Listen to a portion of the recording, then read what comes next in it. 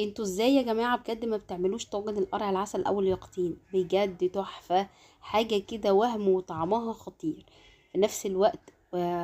سهلة ومفيش اسهل منها، خصوصا ان هو ده الموسم بتاعه وموجود. مش قادرة اقول لكم كتير قد ايه، وطعمه حلو جدا. هتستفادوا منه طاجن، هتعملوه ممكن مهلبية، تعملوه ليه استخدامات كتير قوي. تعالى نعمل النهارده اليقطين او القرع عسل، طاجن حلو جدا مفيش اسهل منه. هتجيبي كده واحده قرع عسل زي ما انت عاوزه، الحجم اللي انت حباه. هتجيبي لي كده تقريبا 2 كيلو. ال 2 كيلو عملوا معايا 3 طاجن. انت ممكن تجيبي كده كيلو او نص كيلو وتعملي طاجن صغير كده على قدك. هنجيبيها ونغسلها كويس جدا، وبعد كده ببتدي ان انا اقشرها بالمبشره او السكينه. الاول ببشرها بالمبشره كده، كانت سهله عندي، بس الجوانب ببتدي ان انا اشيلها بالسكينه، لان هي بتبقى يعني بتبقى القشره بتاعتها بتبقى تخينه شويه. بس المقشره طلعت لي القشره الخارجيه بس، ما طلعتليش لحم من القرعه نفسها. بعد كده ببتدي ان انا افتحها من النص، بطلع القلب بتاعها ده واللب بتاعها ده. احنا بنغسله كويس جدا وبنحمصه، وبيبقى اللب الابيض بتاعنا اللي احنا بنشتريه بره، وبيبقى اسعاره غاليه جدا. بعد كده ببتدي ان انا اقطعها مكعبات بالشكل اللي انتوا شايفينه ده، وابتدي ان انا اجيب الحله بتاعتي وابتدي ان انا احطها فيها. ابتدي ان انا اقطعها كلها مكعبات، كلها حجم واحد، لان انا هسلقها. وبعد كده ببتدي ان انا احطها في الحله واغسلها كويس جدا. انا ما بحطش فيها ميه، انا بس بحط فيها ميه عشان اشطفها كويس جدا وبنزل منها الميه. بعد كده ببتدي ان انا احط على مقدار 2 كيلو قرع عسل، بحط 3 كوبايات كبار من السكر.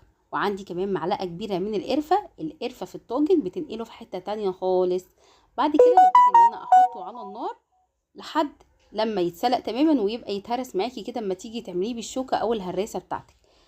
شايفين قل ازاي وحجمه قل خالص؟ عشان كده اول ما تسمعي 2 كيلو ما تقوليش ان هو كتير خالص، لان بجد هو بيخس جدا. وحطيت كميه كده في حله، ما حطيتش فيها اي اضافات. وهسلقها برضه، هقول لكم هعمل بيها ايه. هنا استوى واتهرى معايا وكميته قلت زي ما انتم شايفين. بعد كده بجيب كوبايه من السمنه البلدي، وبجيب 4 معالق كبار من النشا. السمنه البلدي ممكن تستخدمي سمنه او زبده، بس السمنه البلدي بتنقله في حته تانية خالص، بجد تحفه. وممكن تعملوا خليط ما بين السمنه العلبه او السمنه البلدي. بعد كده بضيف معلقتين من بودره الكريم شانتيه، وعندي 3 كوبايات كبار من الحليب او اللبن. هضرب المكونات دي كويس جدا بالهاند بلندر، او تسيبيه يبرد شويه وتبتدي تضربيه في الخلاط عندك بكل سهوله. بس يبرد عشان ما يبوظلكيش الخلاط. لازم يبقى ناعم بوريه بالشكل اللي انتوا شايفينه ده. حسيت ان هو لسه فيه كتل كده، ابتديت ان انا اضربه تاني بالهاند بلندر علشان ينعم معايا تماما بالشكل ده.